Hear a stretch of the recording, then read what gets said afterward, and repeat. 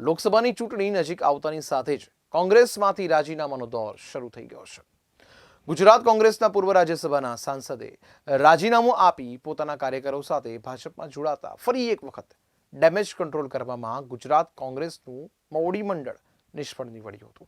ગુજરાતના દિગ્ગજ આદિવાસી નેતા કેસરિયા ધારણ કર્યો છે। 5 વખત સાંસદ રહી ચૂકેલા નારણ રાઠવા ભાજપમાં જોડાયા છે। કોંગ્રેસના પૂર્વ રાજ્યસભાના સાંસદ નારણ રાઠવા તેમના પુત્ર તેમજ 500 જેટલા સમર્થકો સાથે ભાજપમાં જોડાયા હતા। કમલમમાં ભાજપ અધ્યક્ષ CR પાટીલના હસ્તે ભાજપનો ખેસ ધારણ કર્યો હતો। વડાપ્રધાન મોદીની કાર્યપદ્ધતિથી પ્રભાવિત થઈ ભાજપમાં જોડાયા છે। કોંગ્રેસમાં રહીને કામો થતા ન હોવાનો નારણ રાઠવાએ ખુલાસો કર્યો હતો। કોંગ્રેસમાં હતા ત્યારે ધીમી ગતિએ કામ થતા હતા। ભાજપમાં આવ્યા બાદ વિકાસના કામો ઝડપથી થશે।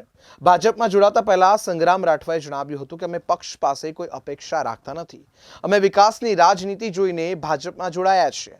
અમારી કોઈ નારાજગી નથી। કોંગ્રેસમાંથી એક પછી એક નેતાઓના રાજીનામા પડી રહ્યા છે ત્યારે કોંગ્રેસ પક્ષના કદ્દાવર નેતા નારણ રાઠવાએ પક્ષમાંથી રાજીનામું આપી ભાજપમાં જોડાતા કોંગ્રેસ પક્ષમાં ફરી એક વખત સન્નાટો છવા જવા પામ્યો હતો। નારણ રાઠવાના પુત્રએ મલ્લિકાર્જુન ખડગેને રાજીનામું મોકલી આપ્યું હતું।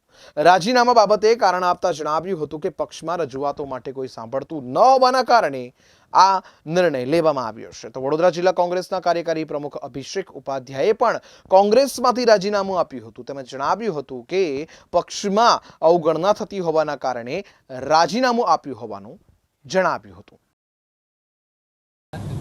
कश्मीर में खून की नदियां बह जाएगी। अरे आज तो नरेंद्र मोदी और अमित भाई शाह से अपनी जोड़ी अभी गिजर धमकियों घबराए। बोलो भाई घबराए ना घबराए। हमने जज्बा तो जवाब आप्यो। एक झटके 370 ની કલમ રદ કરી કાશ્મીરમાં જે લોહીની નદીઓ આની વાત કરતા હતા એક પથ્થરનો કાંકરી ચાળો પણ નહીં કરી શક્યા। कोई घर में चला के व्यवस्था है मोदी साहब ने अमित भाई शाह साहब और अनेक कामों कदाच मित्र आप जયારે કોંગ્રેસ પાર્ટી સાથે જોડાયા હતા અને આજે જયારે ભારતીય જનતા પાર્ટીના દામન થામીને આગળ વધી રહ્યા છો।